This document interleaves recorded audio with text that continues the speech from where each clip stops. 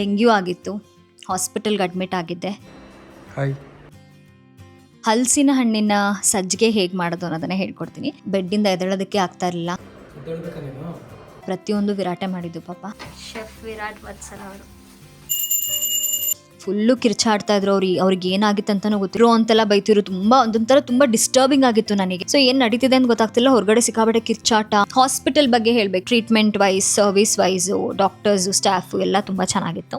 Room ನಾನು special ವಾರ್ಡಲ್ಲಿದ್ದೆ. Doctors bill ಎಲ್ಲ ಸೇರಿ ಹಿಡಿದು ಪಾಪ ವಿರಾಟ್ ಅಂತೂ ಹಿ ಮ್ಯಾನೇಜ್ಡ್ ಎವ್ರಿಥಿಂಗ್. ಹೆಣ್ಮಕ್ಳು ಕೆಲಸ ಗಂಡ್ಮಕ್ಳು ಮಾಡಬಾರ್ದು, ಮನೆ ಕೆಲಸ ಗಂಡ್ಮಕ್ಳು ಮಾಡಬಾರ್ದು, ಗೊಜ್ಜು ಮಾಡಿದ್ರು, ಎಲ್ಲ ಮಾಡಿದ್ರು ಪಾಪ. ಜಿಂಜರ್ ಟೀ ಎಲ್ಲ ಮಾಡಿಕೊಟ್ರು. These are all small things, but ನನಗೆ ತುಂಬ ಮ್ಯಾಟರ್ ಆಗುತ್ತಿದ್ದು. ನಮ್ಮಮ್ಮನ ಮಿಸ್ ಮಾಡ್ಕೊಳ್ಳೋದನ್ನ ಸ್ವಲ್ಪ ಕಡಿಮೆ ಮಾಡ್ಕೊಂಡಿದ್ದೀನಿ ಅವ್ರ ಹತ್ರ ಮಾತಾಡೋಕೆ ಶುರು ಮಾಡಿದಾಗಿಂದ. She such a nice person. ಮೆಂಟಲಿನೂ ಅಷ್ಟೇ, ಫಿಸಿಕಲಿನೂ ಅಷ್ಟೇ ಆ್ಯಕ್ಟಿವ್ ಆಗಿರಬೇಕು ಅನ್ನೋದು ಅವ್ರ ಕಾನ್ಸೆಪ್ಟ್. ನಮ್ಮ ಅಪ್ಪನ ತಂಗಿ ಆಗಿರ್ಬೋದು, ನಮ್ಮ ಅತ್ತೆ ಅವರೆಲ್ಲ, ನಮ್ಮ ದೊಡ್ಡಮ್ಮ, ನಮ್ಮ ಅಜ್ಜಿ ಹೇಳಬೇಕು ಅಂದರೆ oh my god, she is an angel. ಅವ್ರು ಇರೋವರೆಗೂ ಮನೆ ಒಂಥರ ಟೆಂಪಲ್ ಥರ ಇತ್ತು. ಆ ಥರ ಬದುಕಕ್ಕೆ ಭಾರಿ ಕಷ್ಟ ಬಿಡಿ. ನಾನು ಪ್ರತಿಯೊಂದು ಕಮೆಂಟ್ಸ್ನೂ ಓದ್ತೀನಿ ಆ್ಯಂಡ್ ಎಲ್ಲದಕ್ಕೂ ಆದಷ್ಟು ರಿಪ್ಲೈ ಮಾಡೋದಕ್ಕೆ ಪ್ರಯತ್ನ ಪಡ್ತಾ ಇದ್ದೀನಿ. ಹಲಸಿನ ಹಣ್ಣು ಸಜ್ಜಿಗೆಗೆ ಬೇಕಾಗಿರೋ ಐಟಮ್ಸು ಸರ್ವ್ ಮಾಡಿ ರಿವ್ಯೂ ಕೇಳೋಣ. ಬಿಸಿ ಬಿಸಿ ಸಜ್ಜಿಗೆ ರೈಟ್ ಹ್ಯಾಂಡಲ್ಲಿ ಕೊಡ್ತೀನಿ.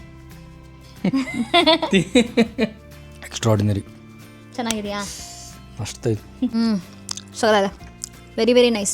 ಹೆಂಗಾಗಿದೆ ಚಿನ್ನ, ನಾನು ಹುಷಾರಿಲ್ಲದೆ ಅಡ್ಮಿಟ್ ಆಗಿದ್ದು. ನಾನು ಅವ್ರ ಪಾಪ ಕಷ್ಟಪಡ್ತೀರ ಅಂತ ಮೆಂಟಲಿ ನನಗೆ ರೆಸ್ಟ್ ಇರಲಿಲ್ಲ, ಫಿಸಿಕಲಿ ರೆಸ್ಟ್ ಮಾಡಿದೆ ಅಷ್ಟೇ.